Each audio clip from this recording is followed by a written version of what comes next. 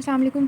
Congenital anomalies जो टंग की हैं या तो क्लेफ्ट पैलेट वगैरह वाले मसले शुरू हो जाते हैं या फिर जो है टंग की हाइपरट्रॉफी वगैरह हो सकती है लिंगुअल पेपिला की सिंड्रोम्स वगैरह केस में हो रहा होता है। कंजेनिटल लिंगुअल सिस्ट या फिस्टुला सिस्ट जो है वो थायरोग्लॉसल डक्ट के रेमनेंट्स की वजह से बन सकती है, ठीक है।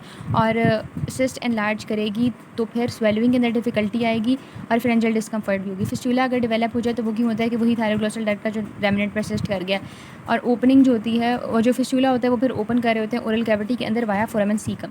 एनगाइलोग्लॉसिया यानी इसे टंग टाई भी कहते हैं, यानी हमारे टंग जो फ्लोर ऑफ द माउथ के साथ अटैच है ना वो फ्रेनिलम के साथ अटैच होती है। अगर तो हमारी टंग फ्लोर ऑफ द माउथ के साथ अटैच ज़्यादा है, नॉर्मल मूवमेंट ऑफ टंग यानी अलाउ नहीं करेगा। फ्रेनिलम अगर बहुत छोटा है तो टंग जो है वो फ्लोर ऑफ द माउथ के साथ ज़्यादा अटैच रहेगी, यानी वो इस तरह ही रहेगी, उसने इस यूँ मूव या उसकी प्रोट्रूजन आगे करनी है तो वो नहीं होगा, ठीक है। ब्रेस्ट फीडिंग के अंदर भी डिफ़िकल्टी आएगी। अब इसका जब मूवमेंट होगी तो आहिस्ता आहिस्ता जो फ्रेनिलम जो कि इस हाथ को नीचे बुक के साथ अटैच कर रहा है वो आहिस्ता आहिस्ता खुद ही स्ट्रेच करता है, तो यानी हमें सर्जिकल करेक्शन करने की ज़रूरत नहीं पड़ती है। जो होता है कब हो रहा होता है, पहले तो सिंड्रोम्स देख लें, बैक विद वाइडमैन सिंड्रोम और डाउन सिंड्रोम। क्या होता है कि भाई जो टंग डेवलप हो रही थी उसकी हाइपरट्रॉफी हो गई है, लिम्फ ट्यूमर है या फिर कोई मस्कुलर हाइपरट्रॉफी है। अब इसी के बरअक्स बात एक कंडीशन आ जाती है जिसे कह रहे हैं माइक्रोग्लॉसिया। कब हो रहा है कि जब मैंडिबल अंडर डेवलप है और इसके साथ ही साथ लिम्फ के डिफेक्ट्स भी आ रहे होते हैं। किस केस में हो रहा होता है ये पैर? हैन हार्ट सिंड्रोम केस में।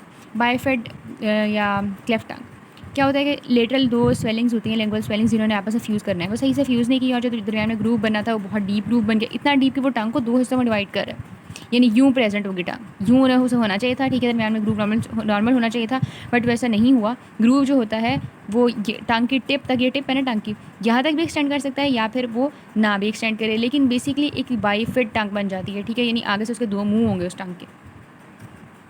क्या होता है कि कंजेनिटल एट्रीजिया होता है, यानी जो डक्ट है नेज़ोलैक्रिमल डक्ट। नेज़ोलैक्रिमल डक्ट पता है क्या होती है? यहाँ पर अगर एक्स्ट्रा जो टीयर प्रोड्यूस हो रहे होते हैं उसको नोज़ के थ्रू ये ड्रेन कर रही होती है, ठीक है। तो टेयर्स एक्स्ट्रा प्रोड्यूस हो रहे हैं उसको नोज़ के थ्रू ड्रेन करना है। इस डक्ट अगर कैनालाइजेशन नहीं हुई तो नेज़ोलैक्रिमल डक्ट जो है ऑब्स्ट्रक्ट ही रहेगी। Congenital auricular sinuses and cyst सकते हैं एक्सटर्नल ऑरिकल के बिल्कुल इंटीरियर या फिर ऑरिकल के अराउंड या ईयर लोब में। क्यों होते हैं? फर्स्ट फेरेंजियल ग्रूव का मसला है या फिर जो ऑरिकुलर हिलॉक्स बने हैं उनकी फॉर्मेशन प्रॉपर नहीं हो रही।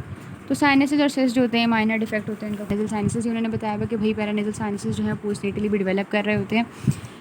अक्सर जो पैरानेज़ल साइनस होते हैं वो रूडिमेंट्री ही होते हैं, मैक्सिलरी साइनस बर्थ के वक्त बहुत छोटे होते हैं, प्यूबर्टी तक उनकी ग्रोथ स्लो होती है और तब तक उनकी ग्रोथ प्रॉपर नहीं होती जब तक कि परमानेंट टीथ नहीं निकल आते।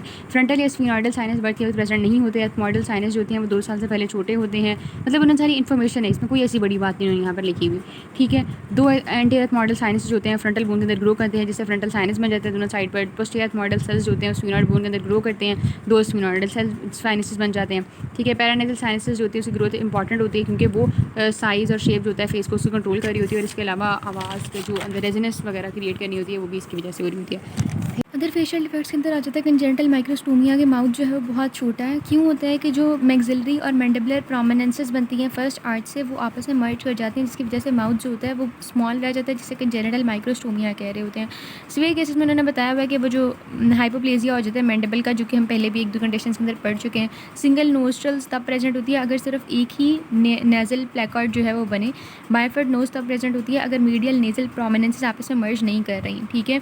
तो बाइफर्ड नोज के अंदर नोस्ट्रल्स वाइडली सेपरेटेड होती है। नेज़ल ब्रिज जो होता है वो बाइफर्ड होता है, यानी ये जो ऊपर वाला नेज़ल ब्रिज होता है जो कि सामने आके एक नेज़ल प्रोमिनेंस बना रहा होता है और उसके नीचे फिर नेयर्स होते हैं, तो ये नेज़ल ब्रिज बाइफर्ड होगा, ठीक है।